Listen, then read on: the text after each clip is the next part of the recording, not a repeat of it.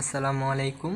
আজকে আমরা SSC 2024 Jashore board chemistry এমসিকিউটা সলভ করব এবং যতগুলো প্রশ্নের ব্যাখ্যা দেয়া যায় সবগুলো প্রশ্নের ব্যাখ্যা একটা আলাদা পিডিএফ ফাইলে আমরা ডিসক্রিপশনে আপলোড করে দেবো, এটা চাইলে দেখে নিতে পারবেন। তো প্রথম প্রশ্নে বলা হয়েছে 750 মিলি 0.1 মোলার সোডিয়াম কার্বনেট দ্রবণে কত গ্রাম দ্রব রয়েছে।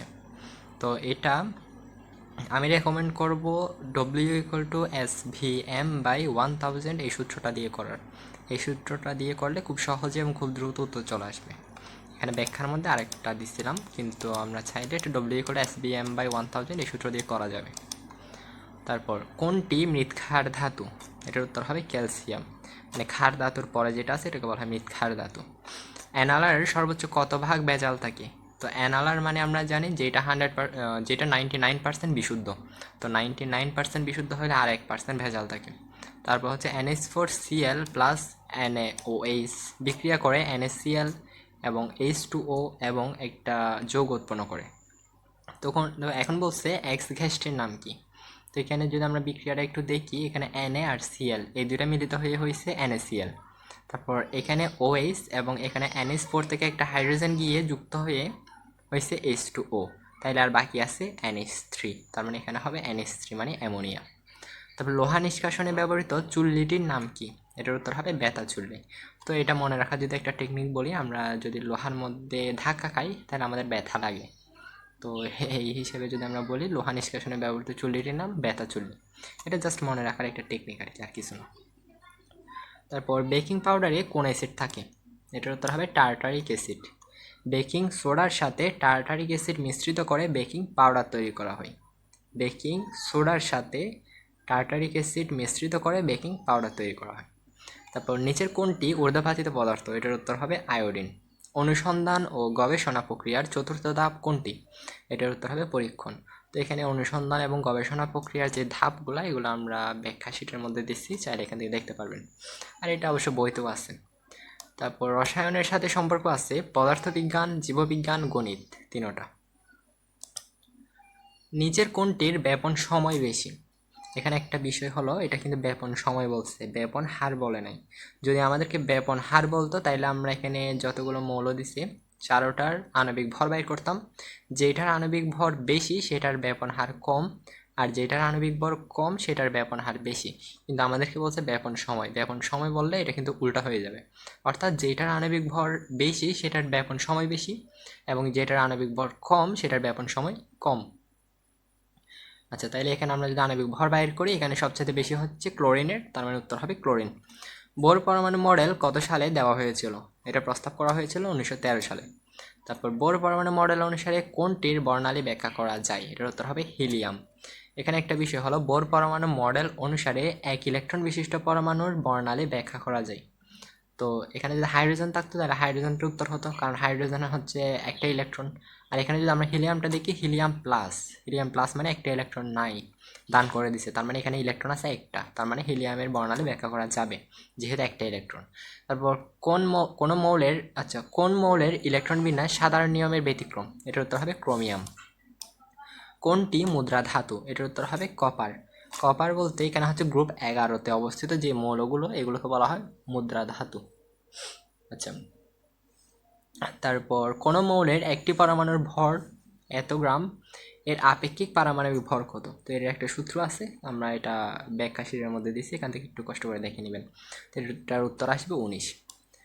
তারপর একটা পেরিয়ডিক টেবলের একটা খণ্ডিত অংশ দিচ্ছে, এখানে উপরে দিচ্ছে লিথিয়াম, নিচে AB, তারপর EFGM, তারপরে দিচ্ছে আর্গন।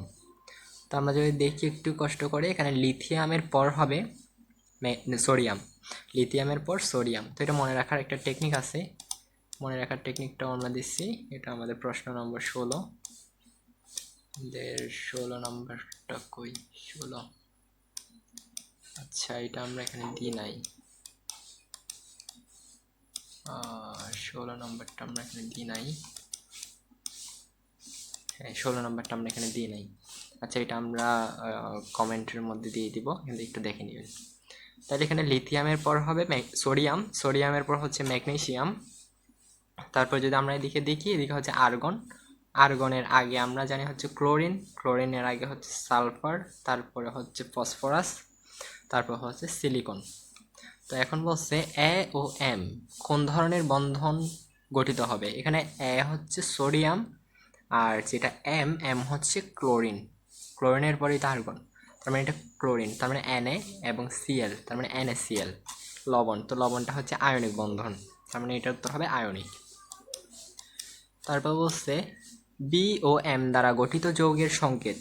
এখানে আমরা যদি দেখি বি ও এম এগুলো কি, এখানে বি হচ্ছে আমাদের ম্যাগনেসিয়াম, তারপর এম হচ্ছে আমাদের ক্লোরিন, তার মানে ম্যাগনেসিয়াম আর ক্লোরিন মিলে যে যৌগটা গঠন করে এটা হচ্ছে MgCl2, MgCl2, এই যে Bm2 মানে MgCl2 magnesium chloride.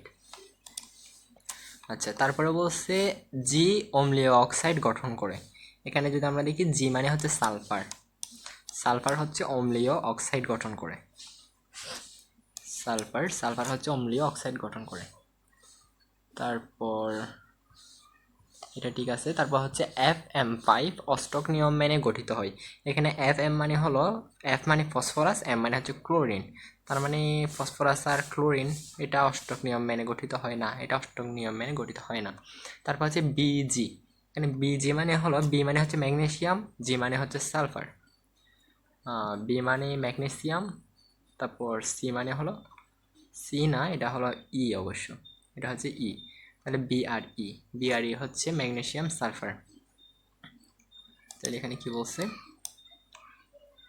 Magnesium sulphur ionic যৌগ বি জি, ও সরি এখানে তো বিজি বলছে, আমি তো বিই বলতেছিলাম।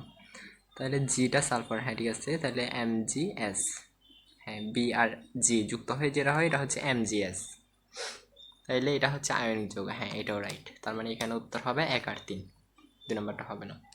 তারপর হচ্ছে অ্যালুমিনিয়াম নাইট্রেটের একটি অণুতে কতটি পরমাণু থাকে। তো আমরা অ্যালুমিনিয়াম নাইট্রেটের সংকেতটা কিন্তু মুখস্থ রাখতে হবে, না এলে আমরা এরকম প্রশ্নগুলোর উত্তরগুলো করতে খুবই কষ্ট হবে, কষ্ট বলতে কি আমরা পারবোই না এরকম উত্তর, কারণ অ্যালুমিনিয়াম নাইট্রেটের সংকেত হলো AlNO3 তো এটা আমরা এখানে ব্যাখ্যার মধ্যে দিচ্ছি, এই যে AlNO3, অ্যালুমিনিয়াম একটা, NO3 এখানে N একটা, তারপর অক্সিজেন 3টা, তারপর এখানে হচ্ছে আবার 3 গুণ, তাহলে 3টা গুণ হলেও তো আসছে 13, তাইলে এটার উত্তর হবে 13। আচ্ছা, কোনটি রেডক্স বিক্রিয়া। এখানে রেডক্স বিক্রিয়া মানে হলো জারণ বিজারণ বিক্রিয়া, এখানে উত্তর হবে দহন, বাকি যে 3টা আছে এগুলো দহন, জারণ বিজারণ বিক্রিয়া হয় না এগুলোতে। তাইলে কোন বিক্রিয়ার উপর চাপের প্রভাব নেই, এখানে কিন্তু একটা নেই দিছে, আছে বলা নেই, তার মানে কোনটার উপর চাপের প্রভাব নেই, এখানে কিন্তু এরকমই প্রশ্ন করে অনেক সময়, এগুলো চোখে পড়ে না, যার কারণে আমরা ভুল উত্তর দাগাই আসি।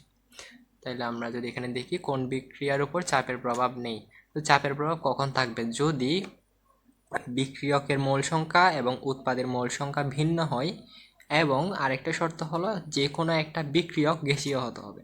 এখানের মধ্যে যে কোনো যদি একাধিক বিক্রিয়ক থাকে, যে কোনো একটা কমপক্ষে একটা বিক্রিয়ক গ্যাসীয় হতে হবে, এবং বিক্রিয়কের মোল সংখ্যা এবং উৎপাদের মোল সংখ্যা ভিন্ন হতে হবে।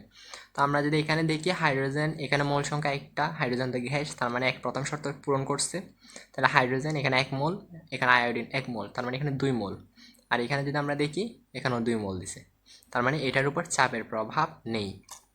কিন্তু আমরা যদি এখানে দেখি এখানে 2 মোল দিছে, এখানে 1 মোল, তার মানে এটা চাপের প্রভাব আছে। তারপর এখানে ক্যালসিয়াম অক্সাইড সলিড, তারপর এটা কার্বন ডাইঅক্সাইড, এখানে গ্যাসীয় একটা গ্যাস আছে, তার মানে এখানে হচ্ছে আবার 1 মোল, এখানে 1 মোল, 2 মোল, অথচ এখানে দিছে 1 মোল, তার মানে এটার উপরও চাপের প্রভাব আছে। তারপর এখানে নাইট্রোজেন গ্যাস, তার মানে প্রথম শর্ত পূরণ করছে, আর হাইড্রোজেন এটাও গ্যাস, এটাও শর্ত পূরণ করছে, তাইলে এখানে 1 মোল, এখানে 3 মোল, তাইলে হয় 4 মোল, কিন্তু এখানে দিছে আমাদেরকে 2 মোল, তার মানে এটার উপরও চাপের প্রভাব আছে, কিন্তু একমাত্র এটার উপর চাপের প্রভাব নেই। আচ্ছা, তারপরে বলছে অ্যালডিহাইডের কার্যকরী মূলক কোনটি। অ্যালডিহাইডের কার্যকরী মূলক হলো বন্ড CHO, বন্ড CHO। নিচের কোনটি ইউরিয়ার সংকেত, এটার উত্তর হবে NH2CO। এটা অনেক সময় এভাবে লেখা হয় NH2 bond CO bond NH2, বইতে যে সংকেতটা দিছে এখানে দিছিল NH2 bond CO bond NH2, তো দুইটাই রাইট, এটা একই জিনিস, একটু ঘুরাই ফিরাই দিছে। তারপর হচ্ছে অ্যালকাইল মূলকের যোজনী কত? অ্যালকাইল মূলকের যোজনী হবে 1। অসম্পৃক্ততার পরীক্ষায় কোনটি ব্যবহৃত হয়? এটা হলো ব্রোমিন দ্রবণ।